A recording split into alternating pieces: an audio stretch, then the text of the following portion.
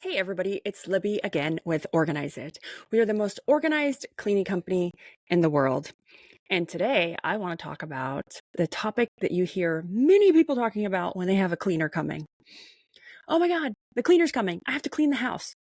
So sometimes we get this question from the spouse, like, why is my wife cleaning the house before the cleaner comes? Or you ask your cleaning company, should I clean the house before you come? Or what should I do? So we're going to talk about like the proper cleaning etiquette uh, to clean the house before the cleaner comes, or should I clean the house before the cleaner comes, right? So we want to dive into that and really talk about what are some do's and don'ts. What should I be doing? What shouldn't I be doing? What should I touch? What should I not, right? So, I'm the kind of person who declutters um, when I'm stressed out. Like I declutter before the cleaner comes. I'm cleaning before the cleaner comes. But what's expected? Um, Even if you have an amazing cleaner, whether it's Organize It or somebody else, what's expected to be taken care of before arrival of the cleaning technician? And I can go over that. Things from, the sink, the dishes in the sink, to the bathroom counters full of stuff, and it's kind of gross. What should be taken care of? Um, and I want to dive into that. So we've all been there. It's like Tuesday morning and the cleaner's about 30 minutes away, and I'm running around the house trying to pick up stuff. And so, as an owner of a cleaning company, I want to share with you what you should be doing, or what can you expect when you hire another cleaning company, whether it's us, because we have people who watch our blog all over the United States and world who may not be able to use us, but they're using another cleaner. And, you know, I want to help you find out what the pre-cleaning etiquette is supposed to be, so that you can be prepared. Be prepared to know, oh, that should be included, or they should do that, versus just guessing about um, what do I do. So let's get started. Let's just jump right in. And we're going to do do's and don'ts. So the first one is um, the kitchen counters. And we're going to say do tidy your kitchen counters before, or just all your counters. Do tidy those counters before the cleaner comes. And, there's many reasons for that, but mainly it's so that we can get to the details of cleaning the backsplashes, the counters, the cracks, because if it's full of items, whether it's in the bathroom, like it's a curling iron or hair dryer or makeup, it's going to take us so much time to remove those items that we can't get to the details of cleaning. And so we have a rule that if the counter is covered with more than 70% of the counter is covered, we're going to skip that counter, because it would take us so much time to remove each individual item off the counter. So that's just something to expected. I do coaching in the cleaning industry, and that's kind of a general rule of thumb across all professional cleaners, is like that 70 rule item. If it's covered more than 70%, we're not going to touch it, because it's going to take us too long to get all those things off. And also another reason for it is that um, we have to then put it all back. And we want to make sure that we don't touch anything that you don't want us to touch, any delicate items that may have been left on. Or putting it all back in the exact same spot can be extremely time consuming. And we don't want to place it like in the wrong drawer or the wrong place. And so it's a great rule of thumb to tidy any of the counters, declutter any of your counters before the cleaning person arrives. The other thing you want to think about on your counters is any important documents that you may have on the counter, such as like bills, papers, or other papers that you don't want them to be misplaced or thrown away by mistake, completely by mistake. But making sure that any important things are removed from the counters just in case of misplacement. And we also don't want them to think they were trash and be accidentally thrown away. Don't. Our next one is don't clean your floors, right? We want to make sure that we vacuum and mop those floors especially if you're getting a deep clean. We're going to take care of the basic cleaning or deep cleaning of the floors with vacuuming and mopping. But there's an exception to that. We do not clean up any animal feces, which would be animal poop or human feces or blood or so on, right? That's a bio cleaning. If there's any of that on the floor, you want to make sure you clean it up before we arrive, because any professional house cleaner will not clean animal feces, human feces, or blood or so on, because it's out of the scope of what we do and we are not trained for it. So make sure that's cleaned up.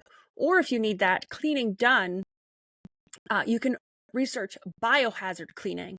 They're trained and they have the proper PPE, the protection, to get that job done in a safe way. But that being said, when we say don't clean the floors, we are going to say do clear clutter off the floors. We do want you to clean up the clutter off the floors. So we'll handle the mopping and the vacuuming, but we do want you to declutter the floor. So what does that mean? Legos, toys, you name it, anything that's all over the floor, especially if you have a toddler. I have a 5-year-old and I'm so glad she's out of the toddler stages. But do declutter the floors, because again, our job is to remove dirt. Our job isn't necessarily to move items. That's more of a professional organizer. We do both things here at Organize It. We clean and we organize. So we have to get to the cracks, the baseboards, the dirt part of the cleaning. And if we have to spend all of our time picking up Legos and toys or clothes, it's going to take up the time that we're going to use to clean. So we need to make sure that, is it essentially cleaning you need or organizing? Because they're two different services delivered by two different skill sets, which means two different people.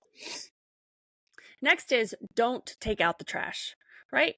Don't take out the trash unless it's overflowing, but or if you want to keep anything private, but we'll get rid of that for you. That's part of taking care of your home and cleaning it.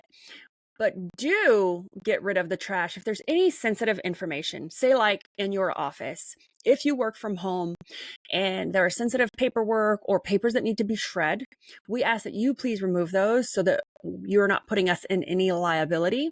That's something that we learned as more and more people work remotely. There are some sensitive trash bins in people's offices. So please do remove those before your cleaning technician arrives, but don't take out your regular bathroom or garbage trash unless it's overflowing onto the floor, or if you want to keep anything private.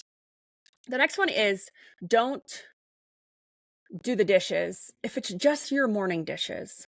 Now, if it's the dishes from all week, we're going to say, please, yes, do those dishes. Because when we quoted your house, we quoted to clean your house as it was. And so if there's an accumulation of dishes, that will be an extra charge because that is throughout the week. But if it's just your morning dishes, you don't have to do those, because if it's not taking any longer than an extra 5 minutes, no problem. But if it's 30 minutes to do a sink full of dishes, we're going to ask you that you do those, or there is an extra charge that would occur for a sink full of dishes. And that is across all professional house cleaning companies. Don't clean with any chemicals before we arrive. So that's a don't. Do not clean with chemicals before we arrive. Why? Well, because we're going to come and use chemicals, and we use an eco-friendly chemical that we use as our general cleaner. It's safe for children. It's safe for pets. It's eco-friendly. But don't clean with a chemical before we arrive, because we will be cleaning with a cleaning solution, and we don't want to mix at any time, either in the air or on the surfaces, two different solutions. So please do not use any chemicals before we arrive, because we're going to use cleaning products and we don't want to mix those two.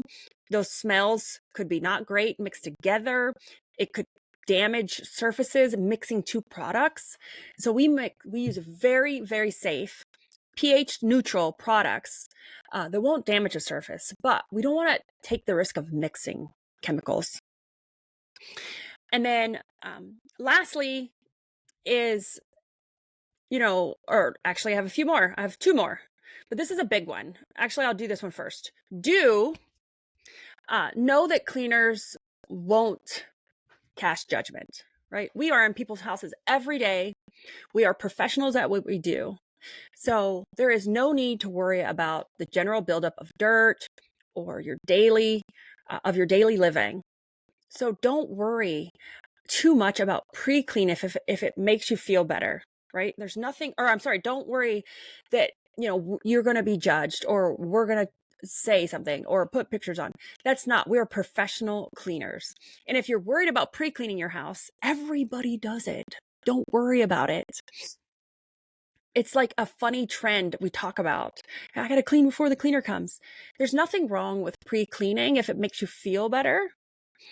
But no, we're not going to critique you. We're here to help you to take the stress off. We're not here to judge. So don't worry. At the end of the day, we're all busy working professionals and we just need a little extra hand. So if you don't have time to get to it sometimes, that's fine. If it makes you feel stressed out, don't let it stress you out. So that's my, do know your cleaner won't judge you. They won't. And then my last one is, and believe it or not, this happens to us often. Don't leave out private or dangerous items. It happens to us often, right? Decluttering isn't just about saving time and money. You have to make sure that you're not leaving your personal belongings out if they're private or dangerous. And what does that mean? So as a professional organizer, I have ran into a lot of things, and so have our cleaners.